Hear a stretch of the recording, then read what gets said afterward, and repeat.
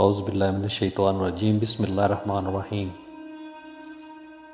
دیدار بخش کلام میں حضرت سلطان محمد باہو رحمۃ اللہ علیہ فرماتے ہیں، علم 8 قسم کے ہیں۔ 8 قسم کے علم یہ ہیں جو کہ دیدار الہی کے لیے رہبر ہیں اور مردار اور گندی دنیا سے انسان کو باہر نکالتے ہیں۔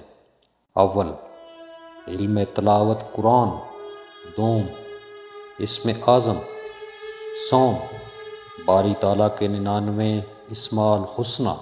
چہارم، کلمہ طیب لا الہ الا اللہ محمد رسول اللہ صلی اللہ علیہ وآلہ وسلم۔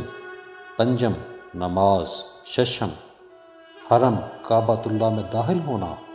ہفتم، رسول مقبول صلی اللہ علیہ وآلہ وسلم کے روضہ مبارک پر حاضری دینا۔ ہشتم، میدان لا مکان یعنی اپنے دل کے گرد چکر لگانا۔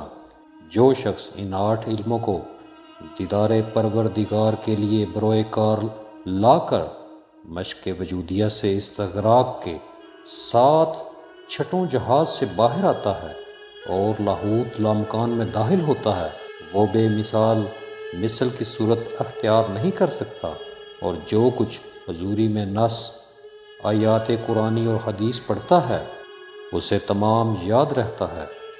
یہ مراتب ہیں اس شخص کے جو مرنے سے پہلے مر چکا ہو۔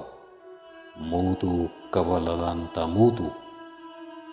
بیت، مشق کے ساتھ دیدار خدا معراج ہے۔ مشق میں وحدت کی لقا ہو جاتی ہے۔ دیدار پروردگار کی تفصیل اور کلام خدا یعنی قرآن کے احکام کی پابندی روا ہے۔ تو جان لے کہ دونوں جہان قرآن کی طے میں ہیں، اور قرآن، نص اور حدیث سورہ فاتحہ کی طے میں آ جاتے ہیں، اور سورہ فاتحہ بسم اللہ کی تسمیہ کے طے میں ہے، اور بسم اللہ اسم اللہ ذات کی طے میں ہے۔